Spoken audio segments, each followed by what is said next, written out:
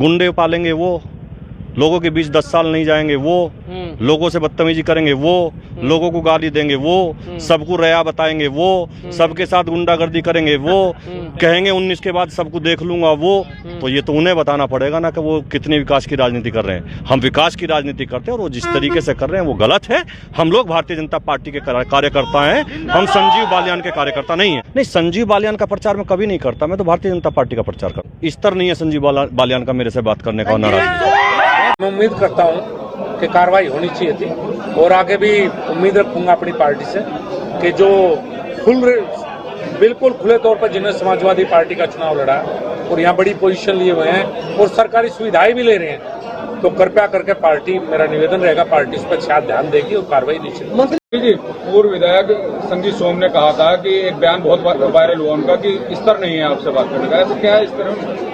अब ये तो मैं कह नहीं सकता। मैं पीएचडी हूँ वेटनरी साइंसेज में, 2 बार मुजफ्फरनगर का सांसद रहा हूँ, 8.5 साल केंद्रीय मंत्री रहा हूँ, सरकारी नौकरी में भी रहा हूँ। कृपया करके स्तर तो मुझे शिक्षा से होता है, उससे होता है, उनका शिक्षा का पूछा है, स्तर आप ही जोड़ लें, किसका स्तर कहाँ है।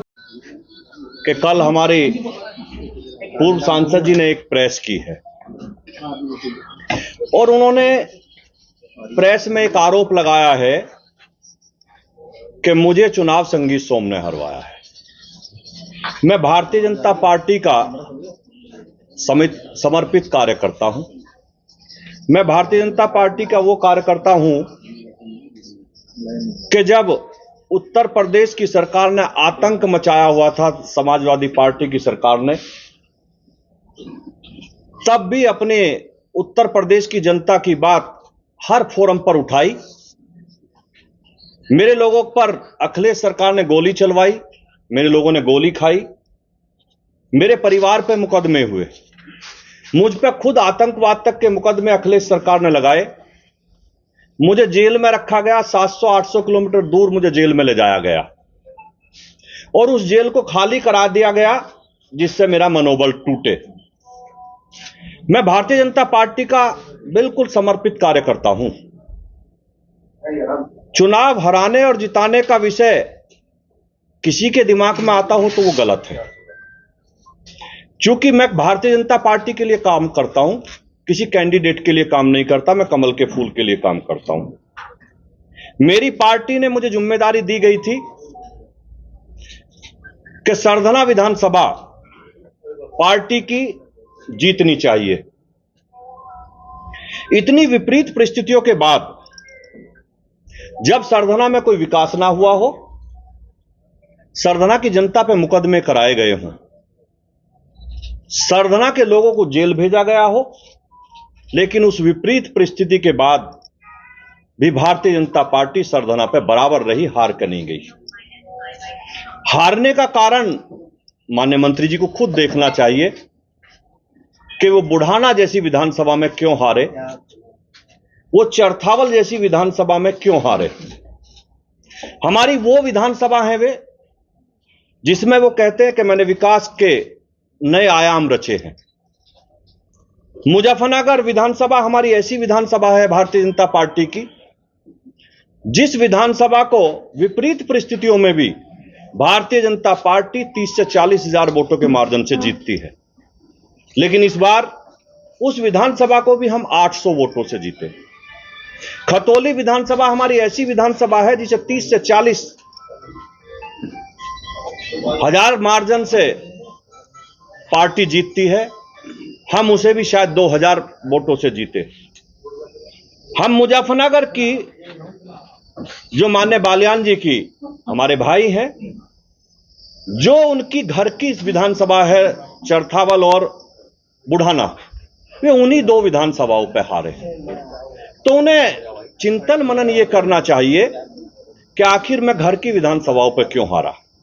पार्टी के अगर वो समर्पित कार्यकर्ता हैं तो हम कार्यकर्ताओं का एक फोरम होता है, अगर किसी ने कोई गलती करी है और किसी की कोई शिकायत हमें एक दूसरे से है तो हम अपनी पार्टी फोरम पे बात रखेंगे।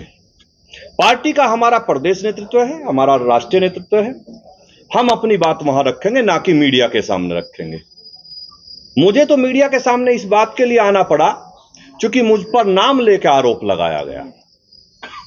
मैं भारतीय जनता पार्टी के अपने नेतृत्व से यही कहूंगा कि इस सारे विषय की जांच होनी चाहिए। मैं भी 2022 में चुनाव हारा था। कारण क्या है मैं कुछ नहीं कहूंगा, लेकिन मैंने पार्टी को अपनी बात बताई और पार्टी ने उसकी जांच की होगी या कर रही होगी।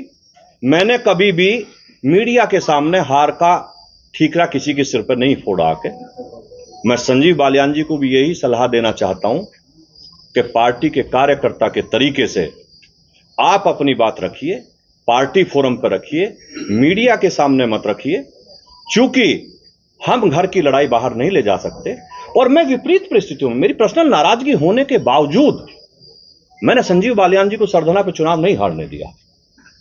मैंने इतनी मेहनत करी, कार्यकर्ता लगने के लिए तैयार नहीं थे। चुनाव के दिन आपकी जानकारी के लिए मैं बता दूं, जो हमारी पार्टी के बस्ते गए वो भाजपा के बूथ अध्यक्ष से लेकर सपा के बूथ अध्यक्षों को दिए गए। लेकिन उस परिस्थिति में भी हम लोगों ने भारतीय जनता पार्टी को चुनाव जिताया। भारतीय जनता पार्टी का कार्यकर्ता ही चुनाव जिताएगा, ना कि समाजवादी पार्टी का कार्यकर्ता चुनाव जिताएगा। मैं आज आप लोगों के बीच में यही कहने के लिए आया था कि मैं भारतीय जनता पार्टी का समर्थित समर्पित दोनों तरीके का कार्यकर्ता हूं। मैं अपनी पार्टी के लिए दिन रात जी जान से मेहनत करता हूं और वो हमेशा करता रहूंगा। हार जो है भीतरघात की वजह से हुई और विभीषण बताया जा रहा है कि पार्टी के अंदर विभीषण मौजूद है। वो विभीषण किसे कह रहे हैं? अब ये तो आपको संजीव बालियान जी से पूछना पड़ेगा कि वो विभीषण किसे कह रहे हैं। अंतरकलह की बात हो रही है, शिखंडी जैसे शब्दों का प्रयोग हो रहा है, कितना जायज मानते हैं? मेरे माँ बाप ने मुझे ऐसे संस्कार नहीं दिए कि मैं किसी के खिलाफ इस तरीके के अनर्गल बात करूं, किसी को शिखंडी कहूं, किसी को विभीषण कहूं। मैं केवल इतना कहना चाहता हूं कि मेरे माँ बाप ने मुझे ऐसे संस्कार दिए हैं कि मैं किसी के बारे में खराब शब्द ना बोलूं। बालियान कह रहे हैं मेरा पानी उतरने दे, किनारे पर अपना घर मत बना लेना, तो लौट कर फिर आऊंगा, क्या कहेंगे? ये तो उन्हीं से पूछिए कि वो क्या कहना चाहते हैं। लेकिन पत्थर पे सिर पटक के कुछ नहीं होता, पत्थर पे सिर पटक के कुछ नहीं होता। समंदर को वापस आना नहीं आना वो उसे पता होगा।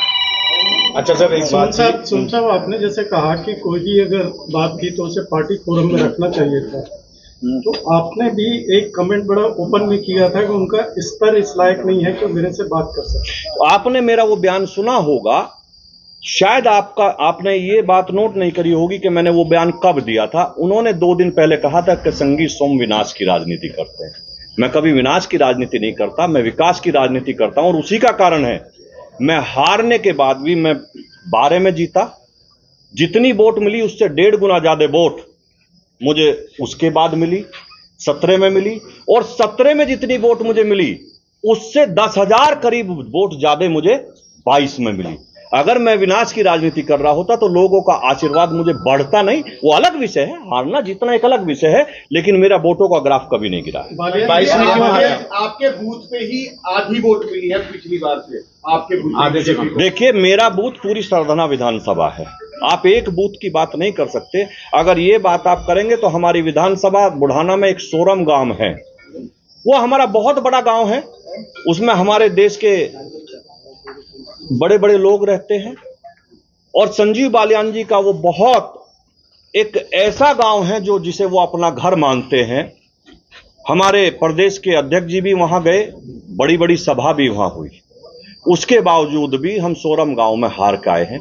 तो ये तो अलग विषय है, कौन कहां हारा है जीता है। मैं सरधना विधानसभा की बात कर सकता हूं कि सरधना विधानसभा में मैंने चुनाव नहीं हारा। बालियान जी आपकी सुरक्षा पर सवाल खड़े कर रहे हैं। जो नाराजगी थी वो भारी पड़ी है। देखिए, अगर आप ठाकुरों की नाराजगी की बात करेंगे तो मैंने कहा विपरीत परिस्थिति के बाद, लोगों की नाराजगी के बाद भी हमने विधानसभा नहीं हारने दी। बालियान जी आपकी सुरक्षा पर सवाल खड़े कर रहे हैं। अब ये उनका विषय है, वो क्या कर रहे हैं। सुरक्षा कोई ओब्लिकेशन नहीं होता। सुरक्षा, अगर आप मेरी बात सुने, हाथ तो मैं सबसे मिलाऊंगा, मेरा कोई दुश्मन नहीं है। अगर मुझे हरेंद्र मलिक मिलेंगे उनसे भी हाथ मिलाऊंगा, मुझे देश का कोई और बसपा का नेता मिलेगा उससे भी हाथ मिलाऊंगा। मैं दुश्मनी किसी से नहीं करता, मेरी सबसे दोस्ती होती है तो हाथ पार्टी को चुनाव लड़ाया और सरकारी सुविधाओं का आप आनंद ले रहे हैं। मेरे पास कोई सरकारी सुविधा नहीं है, सुरक्षा सुविधा नहीं होती, सुरक्षा इंटेलिजेंस की देन होती है, वो सरकार की नहीं, वो तो विपक्ष के नेताओं को भी मिली होती है। इतनी जानकारी सब लोगों को होनी चाहिए। सोम साहब बालियान साहब ने एक स्टेटमेंट दिया है, उन्होंने कहा है कि उनकी हार में एक बड़ा मुद्दा था हिंदू जो वोट्स में डिवीजन का होगा। इसको आप भाजपा के परिप्रेक्ष्य में किस तरह से देखते हैं? देखिए, मैं फिर कह रहा हूं, हिंदू वोटों का ना निकलना, कम निकलना, डिवीजन भी बोला उन्होंने। मैंने बता रहा हूं, हिंदू वोटों का कम निकलना, किसी कारणवश उनमें डिवीजन होना, ये हार का बड़ा कारण। आरएलडी के आने से बीजेपी को फायदा हुआ है या नहीं हुआ? मुझे नहीं लगता, क्योंकि हम जो सीटें जीत रहे थे हम उन्हें भी हार गए। आरएलडी के साथ जोड़ने की वजह से। हिंदू वोट डिवीजन को भाजपा के परिप्रेक्ष्य में किस तरह से देखते हैं आप? देखिए, मैंने आपको बताया, ये पार्टी का विषय है, पार्टी इस पे चिंतन मनन कर रही है और पार्टी इस पे देख रही है कि ये डिवीजन क्यों हुआ।